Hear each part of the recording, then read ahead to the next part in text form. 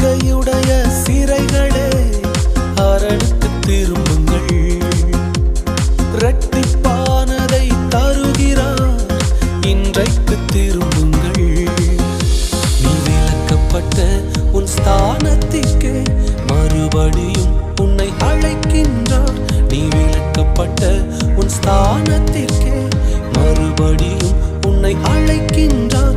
அவர் சொல்லிட்ட நல்வார்த்தை நிறைவேற்றினார்.